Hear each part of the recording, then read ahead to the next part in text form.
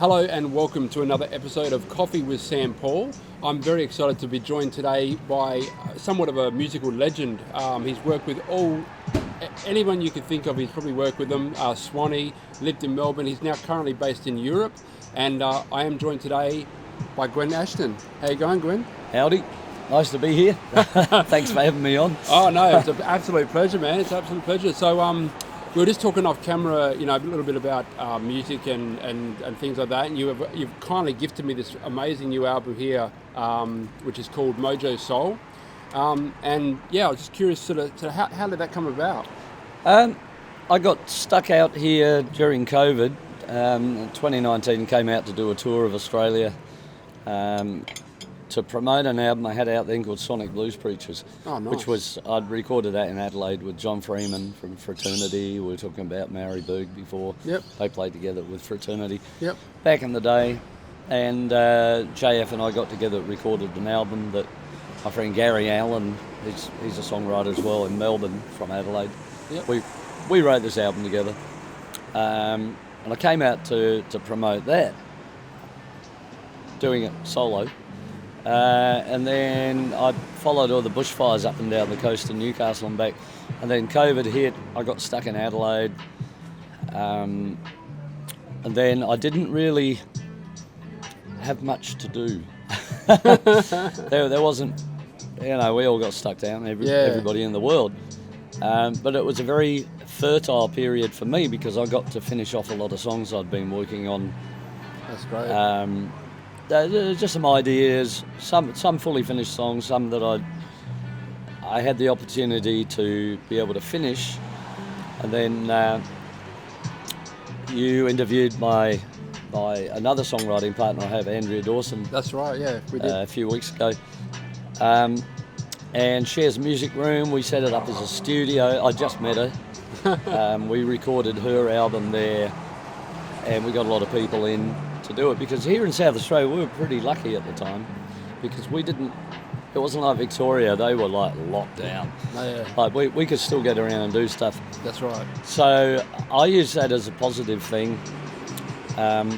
Started working with Dave Gleeson on an album with him, with Andrea. But funnily, both projects we wrote 16 songs together. Oh, wow. With Gleeson and 16 songs with Andrea. Yep. That's amazing. He makes a cameo appearance on one of her singles as well. Oh, okay. Oh, which hasn't come out yet, but it will. Anyway, so yeah. So I got all these new songs, and I thought I need a new solo album. So this was actually, I had Paul Wheeler from Icehouse on drums. We got Dave Blight in, Matt Taylor from Chain, Chris Finnan. And a whole bunch of people, even Richard Fortis from Guns N' Roses sent over a guitar track for me. As you do. And I'm mixing that single at the moment. Lovely, that's awesome. But this album, Mojo Soul, I thought, well, I'm doing a one-man band live show and I want to continue doing that. So I recorded this in the living room. And it's funny because I put it out myself. I got my own little label, my own mobile studio set up. And I'm doing all my own publicity as well. Yeah. And I'm based in Europe. I finally got back there this year in March. Did a tour of Germany with my band over there. And then I did 3 months around Central Europe. But in the meantime, I put this out just before I left. It's my 10th album, and it commemorates 50 years of playing guitar. That's incredible, mate. What a career. And I started out solo. I wanted that landmark sort of album to celebrate, that 50 anniversary. Yeah, and it's just me playing guitar and doing all the foot percussion and stuff and singing it. Incredible. I'm looking forward to listening to it. Yeah, well, I'm pretty lucky, really. I've sent it out to lots of radio stations and press and whatever. And it's actually got 6 albums of the month on 6 radio stations in 6 different countries. Wow, so that's incredible, mate. They're only small. Oh, hey, don't downplay it, man. No. As a musician myself, I understand how important even small stations can be to getting you out there. So they keep us on the road. Yeah, that's a great achievement, man.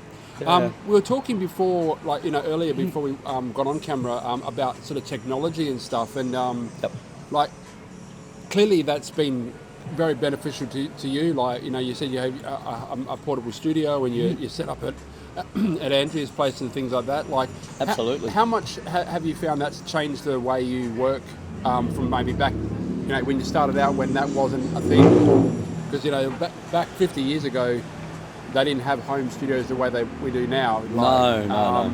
And I know just in my short career that it's made a big difference to the way I'm able to do things. Before it was like you'd save up a bunch of money and then you'd book your studio time and you'd go in there, you'd want to know your stuff back to front. Whereas now we kind of almost have the luxury where we can kind of almost still be writing a little bit while we're actually recording if you want to, because you've got the luxury of doing it at home. And I guess what I'm asking is, like, how has that affected your process over the years, like becoming more mobile? And it's a massive difference. I started off, my dad gave me an old reel-to-reel quarter-inch tape recorder, and I started off on that. In fact, that was my first electric guitar amp, which was my acoustic nylon string guitar with a microphone plugged into it. Hit record, and I discovered distortion. Oh, I love it. I was 12 years old or something, and I ran up, Mum, I don't need an electric guitar or an amplifier. I got this. It sounded horrible, but it sounded great to me. Yeah. But it's the innovation of, Les Paul started it all in the 50s with multi-track recording. Yeah. And he's a bit of a mentor for me. What he developed over the years was he developed multi-track recording. There wasn't really much of that. And then Buddy Holly got into it and whatever. And I'm a huge fan of the history of rock and roll music and guitar music. So when this all came out, I originally had a Tascam 4-track recorder. Oh, okay. And then in England I got an 8-track 388 reel-to-reel 8-track. It weighs 90 pounds, really heavy. Yeah. But then computers hit and my iPhone, and I get songs down on that as well. Then I got a MacBook Pro. This was when I recorded my first album project that I recorded, was Two Man Blues Army back in 2007. Yep. And I didn't know what I was doing. I just did some tutorials off YouTube, and my mastering engineer lived up the road from me in Stourbridge in England. That's handy. And I rang him up one day. I said, look, I've just set it all up. I bought all this stuff. I said, I don't know how to start it. So he came down and helped me out. And that album, it was the first thing I'd ever recorded, and I actually mixed it as well. It took me months. It was a nightmare. I got some great reviews for that. That's awesome. So coming along 10 years later, or 15 years later, and I bought some gear here as well. When I got stuck in Adelaide, I thought, okay, I need some interface. I went to Derringer's, they helped me out a lot, so I'll give them a plug. I got an SSL 2 plus interface. Yep. And I recorded this album with that, And that's incredible. And I bought an 8-channel one as well. And, mic'd up the drums. I'd done some shows with Paul Wheeler in Sydney a few years beforehand with great bass player Harry Bruce. And then I found out, Paul's in town. I went, great, COVID, Paul's in town, let's get together. Buy a few things off Marketplace or Derringer's, and then get into Andrea's spare room and set the mics up and, hey, let's have some fun. And we've got an album coming out next year. My next trio album with Paul on it and Chris Lambden, another local bass player from the Screaming Believers from years ago. Okay. And the album sounds great. So sounds awesome. Just getting stuff out there, and it's fun, That's the important thing, I reckon. It's got to be fun. Like, if you're not having fun, then why? You know what I mean? Like, I've always been a big believer in that, like, my whole life. If I'm not having fun doing stuff, then even my day job, I work at a fruit shop and I have a lot of fun with it, Yeah, absolutely. Speaking of, you mentioned miking up drums, like, how do you feel like that things have changed recording? Like, I know, like, back in the day, before they had, excessive amounts of mic input, like opportunities, like, you know, multi-tracks and so forth, they were like limited to maybe, you know, 3 mics or something for a drum kit, whereas now it's like every little thing's mic'd up. You know, you got room mics, you got overhead mics, you got mics for every cymbal, mic for the snare, mic for the kick drum, blah blah, you know, etc., etc. And it's kind of almost making this almost like a perfect recording in a way, whereas before you kind of had to get those 3 mics right in the right spot. Do you feel like by doing that we're losing something in the recording? Yeah, well, we haven't actually spoken off camera, so this is a really interesting point. I like those old recordings from the 60s where they're just using limited amounts of microphones. So Glyn Johns and Andy Johns, whether it's the Beatles miking Ringo's kit or miking John Bonham's kit, it was usually kick, snare and 2 overheads. And maybe a room mic. When the Levy Breaks was recorded with 2 M160Ms over the kit. So, and Eddie Kramer used one of those on Hendrix's guitar cabs as well. So when Sorry, so you were saying, so they did like 3 or 4 mics and sometimes a room mic. Yeah. So, and I don't like perfection. I don't like a lot of modern techniques of recording, and I really prefer the old sounds of the old records, like the Band, the Beatles, the Rolling Stones, where they just threw a few microphones up. And getting back to Les Paul, when him and Mary Ford were married, they were in the late 50s, they were driving around places, finding deserted houses and just going in and setting up the recording gear. Yeah, wow. And to me, they're the best sounding records. I would definitely agree with you there. Have you seen the documentary Funky Monks by the Red Hot Chili Peppers? No. That's essentially what they've done. The whole documentary is about making Blood Sugar Sex Magic, and they've set it up in an abandoned mansion. I think it was actually the one that Sharon Tate and were taken out. And yeah, it's the same thing, you know. Nice history. Hey? Charles Manson. Yeah. I was trying to avoid the White Album.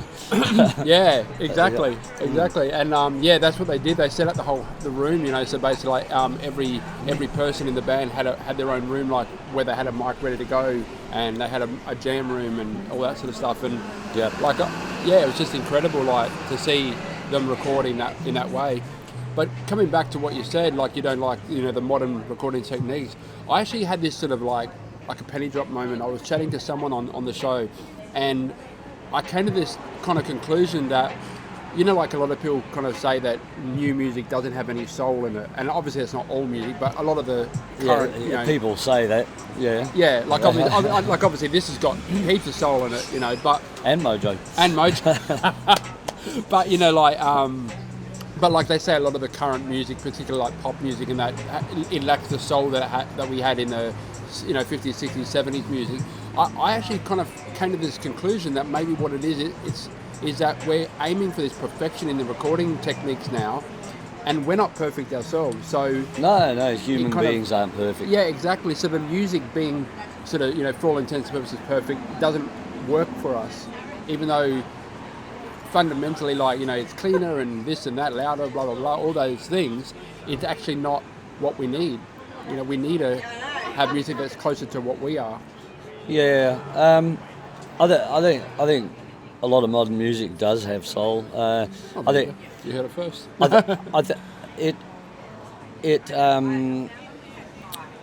The way we capture the sounds isn't necessarily looked at as soulful. I mean, it used to be musicians playing, now there's a lot of computer-generated sounds and whatever. Yeah. And so, drum machines quantizing, auto-tune, the whole bit. So that takes away the rougher human element of sound. And those imperfections give it the soul that we are used to hearing, I guess. But people like, I was listening to Lady Gaga yesterday, I think she's fantastic. Yeah, right. Yeah. And a lot of people like that. Oh, good. Thank you. Sorry. No, that's okay. And I think she captures it wonderfully, and lots of. I even like Billie Eilish. I think she's amazing what she does. I think she's one of those once in a lifetime type artists that come in and just blows everything out the water in a way that just like shakes everything up. Yeah, Like it's really different. Yeah. I like different. Like she goes against the grain of what pop music is, but is fundamentally like a pop artist, really. Yeah, I mean, it's the freaks that keep it going. You know? Yeah. You got to keep it weird. Yeah. You No, know, I agree. you I have agree. to, you know. I mean, if you're not a little bit weird, then you know, like life just gets really boring, I think. So we might kind of wind things up a little bit, but I did just want to ask you, sort of, obviously you've got your Mojo Soul album. Where are you going from here? Where's Gwyn Ashton going from here? I flew over here for a month to play the Adelaide Guitar Festival last week. Yep. And that was fantastic. And I did that with Chris Finnan. Oh, nice. And Chris and I, we're just mixing our second album. Another thing that was recorded during lockdown. And it's great. We go off in a few directions there. It's really cool.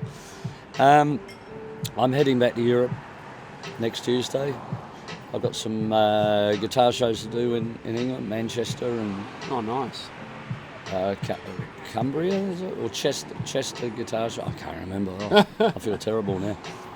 And some jazz heritage festival, Brecon in Wales. Oh, excuse me, early August 11th. Yep. I'll be back in and out of the country because I'm a South Australian. I'm proud of it, you know, and I like to come back here and do stuff. My dad's here, my brother's here, you know, family stuff. And the relationship with Andrea Dawson and Helder Pay, you know, we got some noise to make, you know. Yeah, most definitely. And I want to get her over to Europe as well because it explodes over there, and we will, because the band's really killer. Awesome. But we have to keep Australia topped up as well. Oh, most definitely. We need people like you in our team. Yeah, well, I need to be here, so. Good. Yeah, I'll be in and out releasing stuff.